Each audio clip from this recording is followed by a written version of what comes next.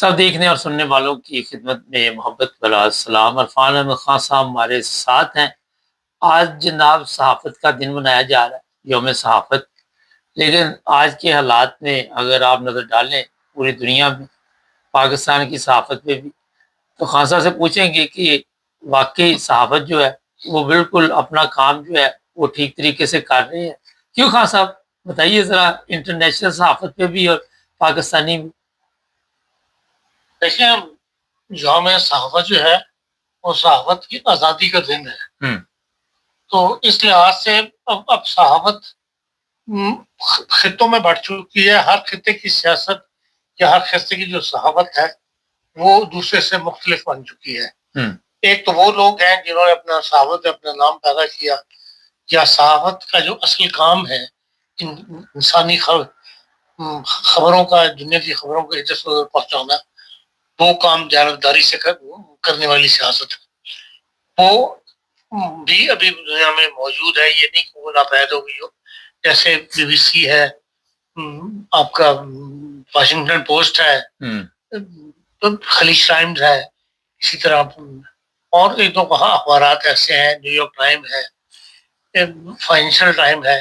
انہوں نے آج بھی اپنے معیار کو اسی طرح برقرار رکھا ہوا ہے اور دنیا میں ان کا نام ہے۔ ان کی خبر کبھی جھوٹی نہیں ہوتی ہے، اس پر کبھی ان کو تردید جاری نہیں کرنی پڑتی۔ لیکن بعض علاقوں کے اندر، خصوصاً تھرڈ ورلڈ کے اندر، جو صحافت ہے اس کو پیسہ بنانے کا ذریعہ بنا دیا گیا، ایک انڈسٹری میں تبدیل کرنے کی کوشش کی گئی ہے۔ جن لوگوں نے یہ پیسہ انویسٹ کیا وہ اس سے صحافت نہیں کرنا چاہتے، بلکہ اس کو مزید اپنی آمدنی کو، اپنے ذرائع کو بڑھانے کے لیے استعمال کر رہے ہیں۔ وہاں صحافت کا معیار بالکل اور ہے۔ وہاں جو نیا کلچر پیدا ہوا ہے بریکنگ نیوز کا، وہ ایک دوسرے سے سبقت لے جانے کی کوشش کرتا ہے، ایسی خبریں شروع کر دیتے ہیں جو بعد جھوٹی ثابت ہوتی ہیں اور پھر ان کی تردیدیں وغیرہ جو ہے وہ شائع کرنی پڑتی ہیں۔ پاکستان کا نام بھی اسی فہرست میں آتا ہے جہاں پر یہ بریکنگ نیوز کا کلچر جو ہے وہ اب تیزی سے پروان چڑھا ہے۔ آپ تھوڑا سا پیچھے جائیں، جب پاکستان کے اندر یہ لائسنس سے شروع کیے ٹیلی ویژن کو، تو جو اس زمانے میں لوگ خبریں پڑھنے کے لیے رکھے گئے تھے، یہ خبریں پڑھتے تھے، آج ہر کوئی ان میں سے جو ہے وہ وی لاگر بنا ہوا ہے۔ ہر کوئی اپنا تجزیہ نگار بن گیا ہوا ہے اور اپنا تجزیہ پیش کرتا ہے۔ ان کے درمیان میں کمپٹیشن جو ہے وہ چل رہا ہے۔ ایک تو یہ صحافت ہے، دوسرا یہ ہے کہ ان ممالک کے اندر بعض حکومتی ذرائع جو ہے وہ صحافت کو دبانے کی کوشش کرتے ہیں، جن میں پاکستان بھی شامل ہے۔ اور اس کے علاوہ بھی یہ جو کلچر جو ہے وہ تھرڈ ورلڈ میں زیادہ ہے۔ یورپ میں ہم دیکھتے ہیں یا مغربی دنیا میں دیکھتے ہیں کہ صحافت آج بھی آزاد ہے، جو مرضی جس کے بارے میں جو مرضی لکھے، کوئی نہ تو کوئی حکومت برا بناتی ہے، نہ ہی کوئی وزیر اعظم یا صدر مملکت ان کے کارٹون بھی شائع کرو، ان کے بارے میں مختلف نیگیٹو باتیں بھی لکھ دو تو وہ کوئی اس کا نوٹس نہیں لیتے۔ لیکن ہمارے فوری طور پر جو ہے مشینری حرکت میں آ جاتی ہے۔ تو اس مل جل کلچر کے ساتھ جو ہے اس وقت صحافت کا دور گزر رہا ہے۔ لیکن عام طور پر جو صحافت نے ایک نام پیدا کیا تھا یا نیک نامی کمائی تھی، وہ کم از کم اب داغدار ہو چکی ہے۔ یہ اس طرح اب صحافت نہیں کی جا رہی، سوائے چند اخبارات کی دنیا میں جنہوں نے واقعی اپنا معیار آج بھی برقرار رکھا ہوا۔ خاص یہ بھی تو دیکھنے میں آیا کہ کئی صحافی تو کوشش کرتے ہیں، جب وہ سچ بولتے ہیں تو ہمارے جیسے ممالک میں تو ان کی زندگی ختم کر دی جاتی ہے۔ ارشد شریف جیسے لوگوں کو بھی راستے سے ہٹا دیا جاتا ہے اور بھی لوگوں کو جیلوں میں ڈال دیا جاتا ہے۔ تو سچ بولنا پاکستان میں تو ایک جرم بن چکا ہے۔ تو آپ نے پچھلے دنوں بھی دیکھ لیا، ایک خبر چلی انگلینڈ سے اور اس کو کس طرح تروڑ مروڑ کر فوری طور پہ ایک اتنی بڑی چینل پہ پیش کیا گیا۔ آپ نے بھی اس پہ بات چیت کی تھی۔ تو کدھر جائیں، اگر کوئی سچ بولے تو پھر وہ پاکستان میں نہیں رہ سکتا۔ نہیں تو وہ سچ تو نہیں بولا نا خبر والے نے، نہیں اس نے نہیں بولا، صحافت کو ذریعہ بنا لیا گیا ہے ایسا بنانے کا۔ جی، ایسی خبر جس سے ان کا اخبار زیادہ دکھے گا، وہ بغیر دیکھے کہ اس کے بعد نتائج معاشرے میں کیا پھیلیں گے، کیا پیدا ہوں گے، وہ اس خبر کو جاری کر دیتے ہیں۔ ویسی ہی وہ خبر تھی جس کا آپ ذکر کر رہے ہیں۔ نہیں، میں یہ کہہ رہا ہوں کہ پاکستان میں آپ دیکھتے ہیں کہ کوئی سچ بول سکتا ہے؟ ویسے ہی چلے سیاسی طور پہ بات کر لیتے ہیں ہم، مذہبی طور پہ بات کر لیتے ہیں، کوئی صحافی وہاں پہ سچ بول کے اپنی زندگی گزار سکتا ہے؟ دیکھیں سچ بول کر اگر آپ اس کے اندر ایسی آزمائش نہ کریں جس میں تزلیل کا پہلو ہو تو آپ بات کر سکتے ہیں. پاکستان کے تمام انگلش اخبارات کے اندر ہر وہ چیز چھپ رہی ہے جو اردو اخبارات میں کو اسی خبر کو اور رنگ میں شائع کیا جاتا ہے. پاکستان میں اردو اور اردو اخبارات میں بہت بڑا فرق ہے. وہ آج بھی انہوں نے اپنا معیار برقرار رکھا ہوا ہے جس کے اندر نہ کسی کی تزلیل ہوتی ہے نہ حکومت کو کسی کو گرفت کرنے کی ضرورت پیش آتی ہے. جس کلچر کی آپ بات کریں وہ زیادہ تر کلچر جو ہے وہ اردو اخبارات میں پایا جاتا ہے اور وہاں خبر دینے والا صحافی جو ہے وہ اسی بات پر خوش ہوتا ہے کہ میں ایک دوسرے کی تزلیل کر رہا ہوں یہ اس خبر کو جاری کر کے. وہ خالی خبر جاری نہیں کرتا، اس کی تجزیہ نگاری کے اندر جو ہے تزلیل کا پہلو بھی شامل ہوتا ہے. حضرت ایک اور چیز دیکھنے میں آئی جو ابھی خبر جس کا ہم ابھی بات کر رہے ہیں، ایک اخبار نے فرض کرے وہ خبر چھاپ دی، لیکن دوسری اخبارات نے بغیر سوچے سمجھے اسی کے مطابق وہ خبر چھاپنی شروع کر دی. یہاں پہ سوال یہ ہے کہ ان کے اپنے ذرائع کسی کے بھی کوئی نہیں، ایک دوسرے کی طرف دیکھ کے سسٹم کو چلاتے ہیں. یہی میں کہہ رہا ہوں نا کہ اس اردو اخبارات میں جو سب سے بڑا کلچر ڈیولپ ہو گیا وہ یہی ہے ایک دوسرے کے ساتھ کمپٹیشن کا. وہ یہ کہتا کہ یہ اخبار جو جنگ شائع کر رہا ہے یہ ہمارے یہاں مس ہوگی تو پھر ہمارا اخبار نہیں بکے گا. وہ بغیر اس کو تحقیق کیے ہوئے اس کو جو ہے وہ جاری کر دیتا ہے.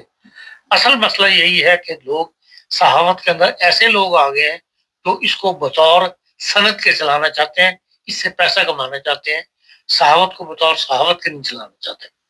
حضرت تھوڑا سا پیچھے چلے جائے، ماشاءاللہ آپ کا کافی تجربہ ہے. آج جس طرح لوگوں میں یہ شعور آ چکا ہے اگر کوئی صحافی غلط رپورٹنگ کر رہا ہے یا غلط بات کر رہا ہے تو لوگ سوشل میڈیا پہ آ کے، میں صحیح لفظوں میں بتاؤں تو کافی سخت الفاظ استعمال کرتے ہیں. کیا دیکھتے ہیں کہ عوام کو، پبلک کو، دنیا کو یہ پتہ چل چکا ہے کہ یہ لفافہ صحافی ہے اور یہ دوسرا صحافی ہے؟ جب اس لیے کہ صحافیوں نے لفافے لیے بہت زیادہ ہے اور بے جا جسے کہنا چاہیے وہ طرفداری کی ہے، جبکہ صاف نظر آ رہا ہوتا ہے کہ جو بات کی جا رہی ہے وہ جھوٹ ہے یا اس کے اندر ملاوٹ عمل کر کے اس بندے کو پروموٹ کیا جا رہا ہے. تو وہ چیز جب سامنے آتی ہے تو پھر لازمی بات ہے صحافی کا کام تو صرف خبر دینا ہے، اس کو پروموٹ کرنا نہیں ہے.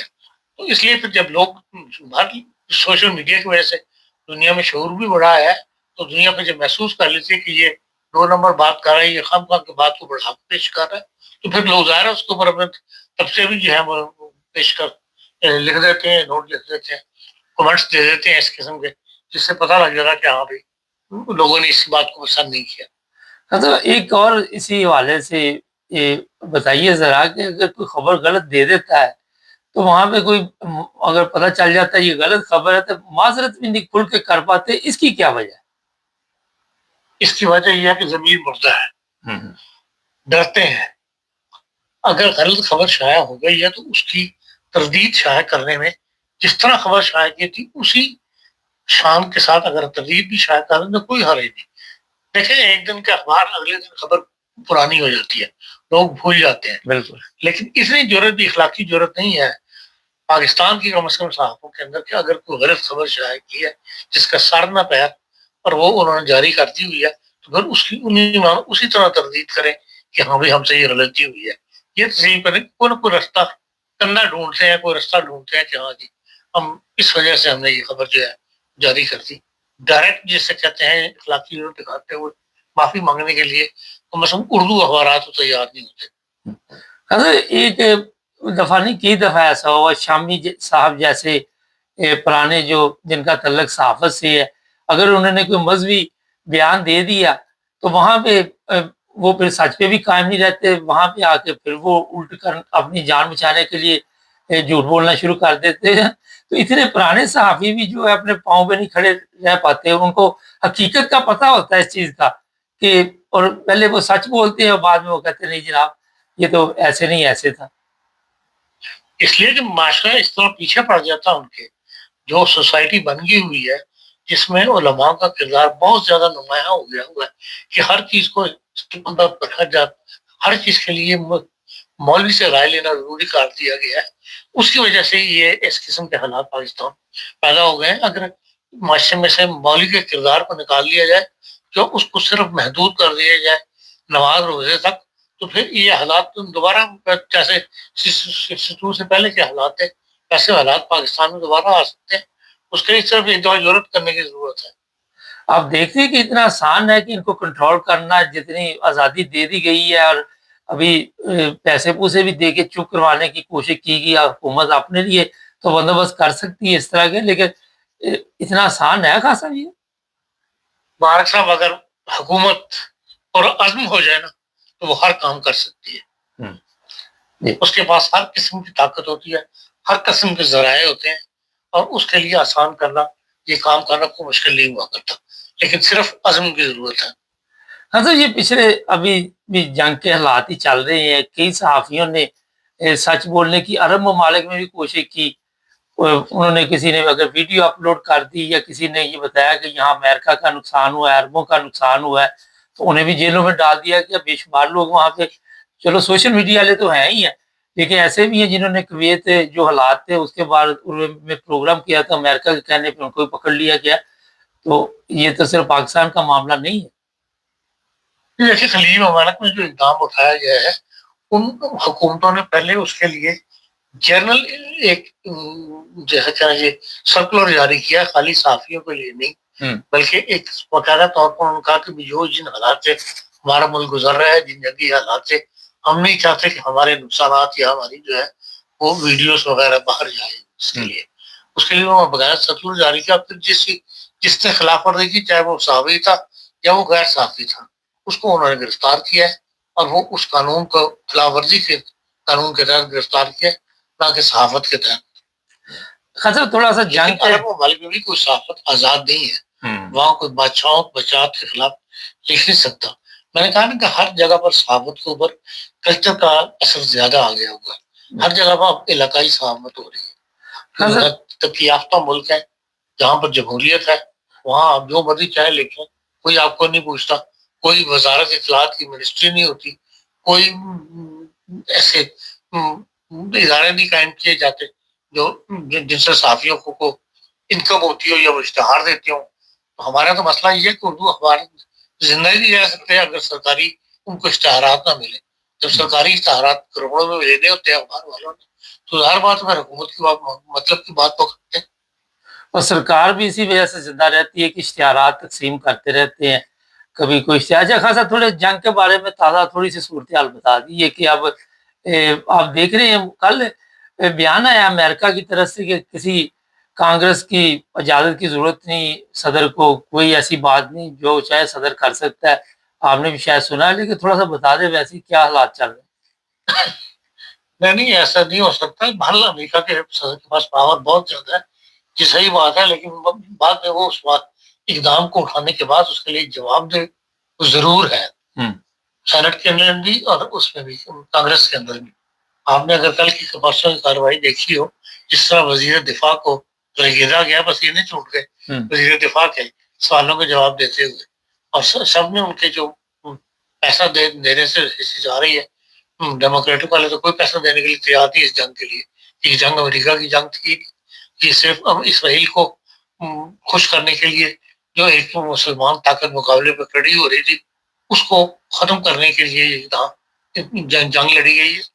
تو اس لیے جو بھی جنگی حالات پیدا ہوتے چلے گئے اس کے اندر زیادہ تر اب اندر سے جو آوازیں اٹھ رہی ہیں وہ اس چیز کو ثابت کر رہی ہیں کہ ہاں بھائی اب امریکہ کے صدر کے پاس چاہے اختیارات ہوں، لیکن امریکہ کے صدر دنیا کے سامنے بھی اپنے ملک کے اندر بھی جواب دہ ضرور ہے. اب جو کچھ جنگ میں تبدیلی آئی، اب دیکھ رہے ہیں کہ دونوں پیچھے ہٹے. امریکہ بھی پیچھے ہٹا، امریکہ نے بھی بحری جہاز جو ہے ایران کا وہ پاکستان کے حوالے کر دیا، 22 بندے رہا کر دیے ہیں.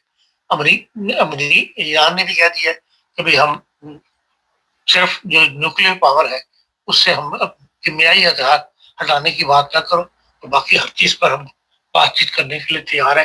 اسی پوائنٹ پر آگے ہیں جو عمان میں اور جنیوا میں ان کی گفت و شنید ہوئی تھی، جن پوائنٹس پر ایگری کیے. اب پھر اتنی جنگ کرنے کے بعد، دنیا کا نقصان کرنے کے بعد اسی پوائنٹ پر آ گئے کہ ہاں وہی جماعت کو جو ہے وہ آگے چلاتے ہیں.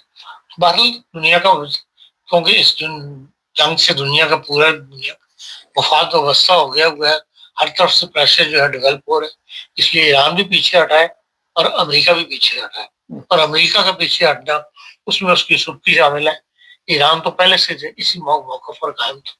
تو اب بات چیت ایران نے تو کہہ دیا ہے کہ وہ دوبارہ بات چیت شروع کرنے کے لیے تیار ہے. اب ٹرمپ صاحب جو ہے کیفیت کے اندر پھنسے ہوئے ہیں. ایک طرف تو ملک کے اندر سے ان کے پریس ڈیولپ ہو رہا ہے اور ایک دنیا کی لان تان میں ان کو سننی پڑ رہی ہے.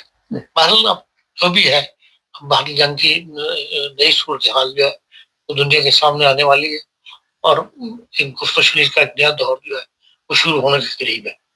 سر جرمنی کی طرف سے بغیر طور پر یہ ایک بیان سامنے آیا کہ ہمیں علم تھا کہ یہ امریکہ قدم اٹھائے گا, فوج یہاں سے نکالے گا اپنی, اور ہم اپنے مددتاب کے تحت اپنی فوج بنائیں گے.